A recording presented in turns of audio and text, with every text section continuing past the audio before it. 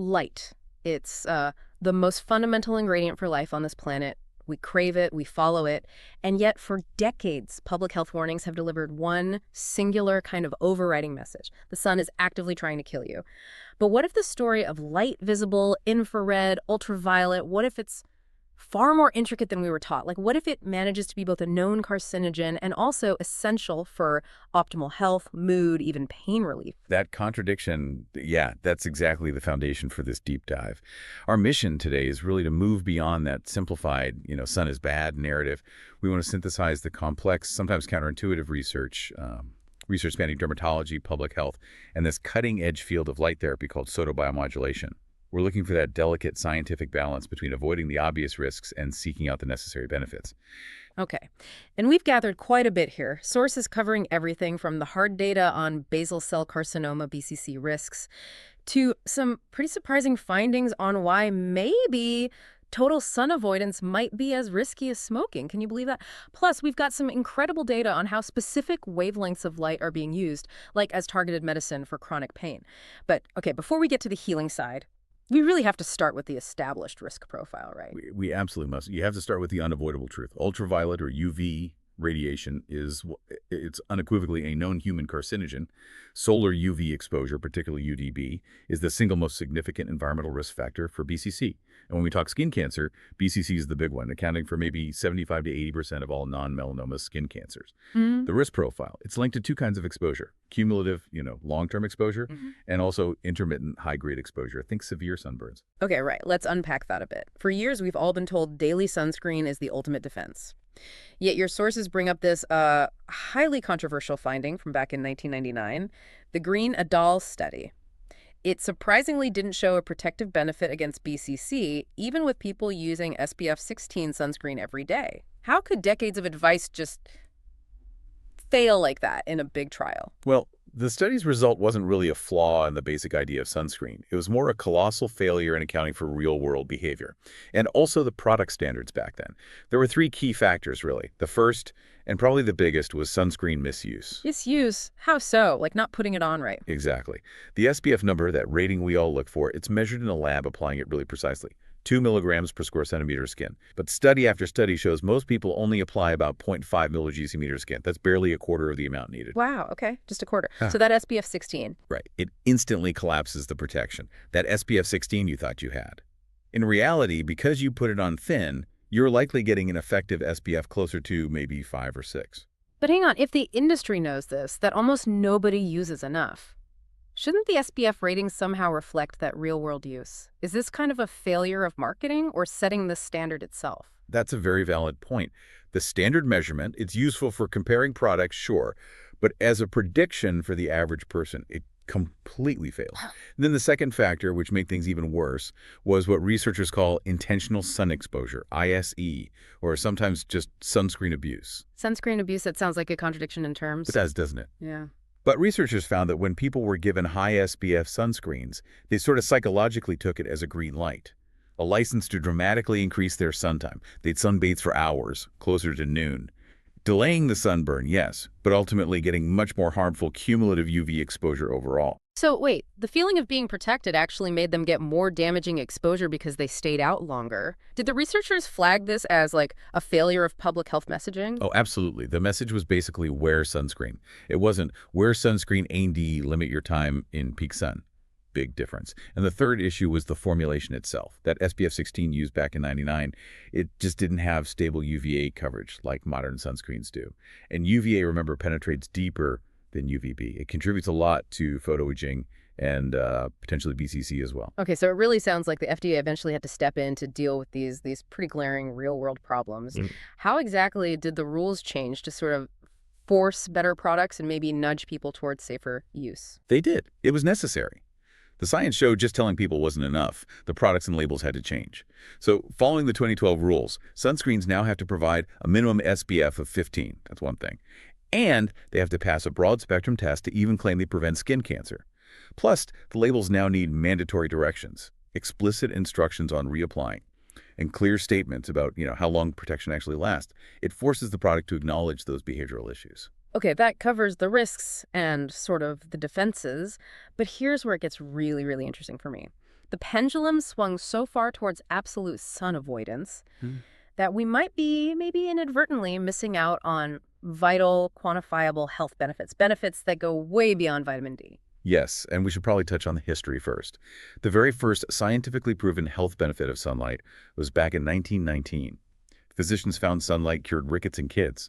That led directly to discovering vitamin D around 1931. Hmm. But fast forward a century and our laser focus on skin cancer risk, it's led to a huge global public health issue, widespread vitamin D insufficiency. And those numbers you mentioned for the US, they are genuinely alarming. A massive shift in just, what, 2 decades? They really are. The prevalence of vitamin D insufficiency that's usually defined as serum levels under 30 nanograms per milliliter, it just skyrocketed. Yeah. In the U.S., it went from 55% between 88 and 94 up to a staggering 77% just a decade later, between 2001 and 2004. 77%, the vast majority of people. Yes, deficient or insufficient. And here's the critical point. Vitamin D supplements. They are not a complete substitute for getting enough sun, because many of the really profound health outcomes linked to sunlight seem to be entirely independent of vitamin D levels. Okay, let's talk about those non-vitamin D benefits, because this is the stuff that, for me, fundamentally changes the whole public health calculation. I was genuinely stunned by the data linking sun avoidance to all-cause mortality. This is possibly the most profound finding we looked at. A huge study, 20-year follow-up, nearly 30,000 Swedish women. It found that avoiding sun exposure was a risk factor for dying from any cause on a similar scale, magnitude-wise, as smoking. Wait, say that again. Avoiding the sun as risky as smoking for overall mortality. In that specific cohort, yes. The women in the highest sun exposure group had mortality rates roughly half that of the group that actively avoided the sun. If a doctor tells you that avoiding the sun is a death risk on par with smoking, Yes. that completely flips the script, doesn't it? We've been optimizing public health purely for skin cancer avoidance, maybe ignoring this massive systemic effect on just surviving. It absolutely reframes the risk. It strongly suggests that moderate sun exposure is like a necessary physiological regulator. Yeah. And we see this regulatory effect very clearly in cardiovascular health, too. UVA radiation exposure, it mobilizes nitrogen oxide stored in your skin. These then cause your arteries to widen vasodilation, which results in lowered blood pressure. Wow, like a natural UV-triggered blood pressure regulator built into our skin. Precisely. And this effect is measurable, and crucially, it happens independent of your vitamin D status. It suggests a direct pathway, light hitting skin, impacting your heart health systemically. And the anti-cancer story gets super complex here too, right? Because it seems low UV exposure might contribute to other cancers. It does. Low exposure to solar UVR is associated with an increased risk of colon cancer, which is obviously a major health concern. And even more intriguing, maybe, were mouse studies looking at intestinal tumors. Moderate UVR exposure actually reduced the percentage of tumors that became malignant adenocarcinomas. And critically, this positive effect could not be explained just by vitamin D supplementation. So again, pointing to other light-activated pathways doing something beneficial systemically beyond vitamin D. Exactly. Strong evidence for other non-vitamin D-dependent signaling pathways activated by light, which seem to suppress systemic cancer progression in those models. And then beyond the physical organs, there's the obvious mental and emotional health link that I think everyone sort of intuitively feels. Oh, for sure. We know UV light can trigger a complex chain reaction, endocrine, immunologic, neurohumoral stuff, that profoundly affects mood.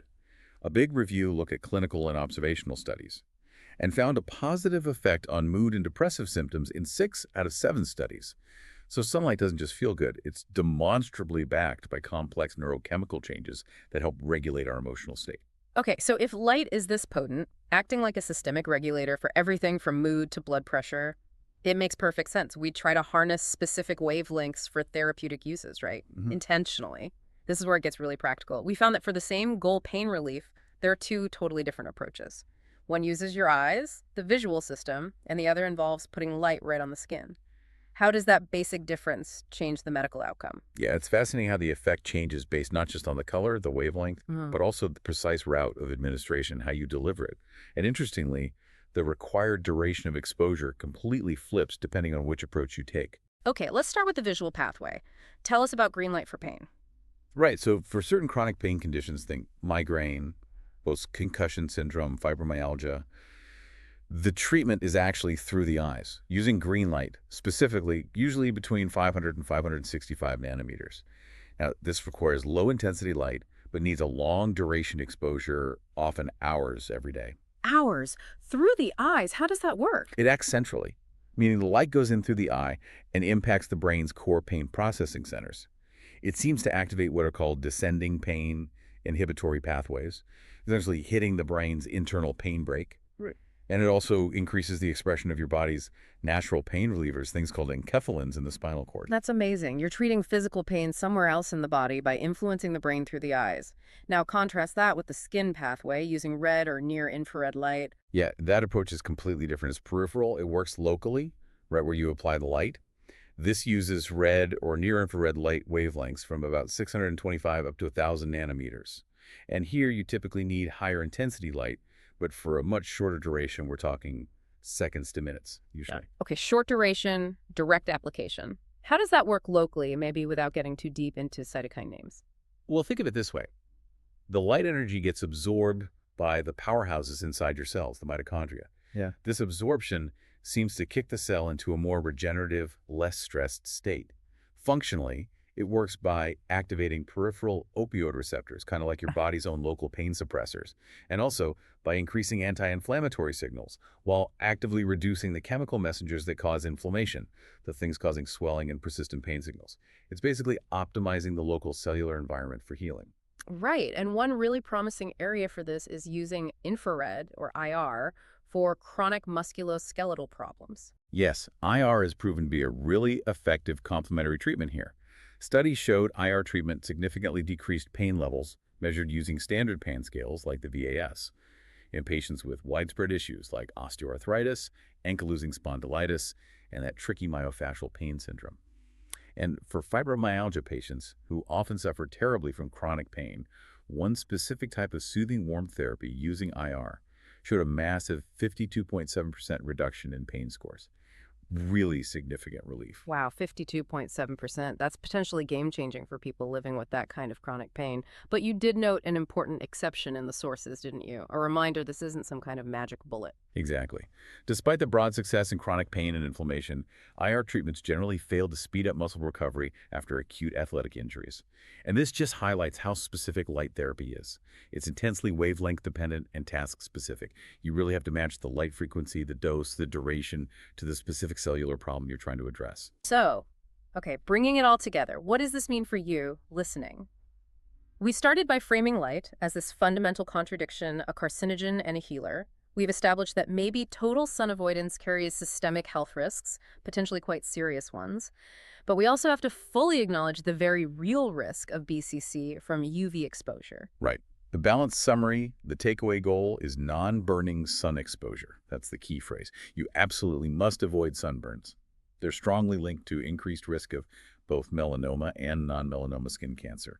But at the same time, you need enough exposure to ensure sufficiency, primarily to maintain your serum 25-hydroxyvitamin D levels above that 30 ng/ml threshold. And what's the general kind of prescription for that? How much is sufficient but non-burning? Well, the amount required is often surprisingly small. For instance, someone with type 2 skin, fairly common, burns easily, tans minimally.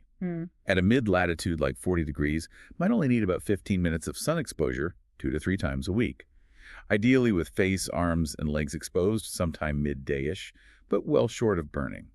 However, we also need to mention other lifestyle factors that interact with UV exposure, things that can dramatically increase your BCC risk because they act as photosensitizers. Wait, photosensitizers? You mean things that make your skin more sensitive to sun damage? Like, did you mention citrus consumption, as in drinking lemonade on the beach could actually make things worse? Pause on that. It sounds really counterintuitive, I know, but yes. Certain compounds found naturally in citrus fruits, called furocumarins, they have photocarcinogenic properties. So consuming large amounts of citrus and then getting significant UV exposure can increase your BCC risk. Okay, that's not common knowledge. Not at all. And we also see this photosensitizing effect with alcohol consumption and with certain common medications too, things like some diuretics, the antibiotic tetracycline. They can make your skin much more reactive to UV.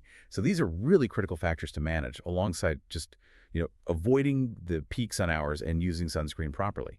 Which brings us right back to those potential undiscovered pathways. If light exposure is linked to all-cause mortality, and moderate UV exposure doing more than just making vitamin D seems to reduce malignant tumor progression in animal models, Does this raise a really important question about fundamental signaling pathways? Pathways we don't even know about yet, that we might be inadvertently disrupting by focusing only on total sun avoidance. That really is the ultimate takeaway question, isn't it?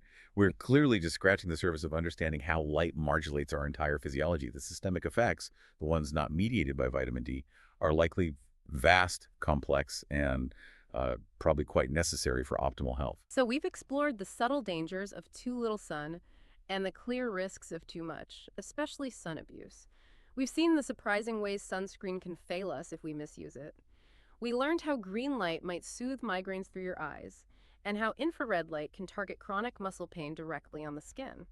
Maybe take this knowledge and just reflect on how light impacts your daily health in ways that go way beyond just getting a tan or trying to avoid a burn. Because it seems the right dose at the right wavelength at the right time, well, that truly might be a form of powerful systemic medicine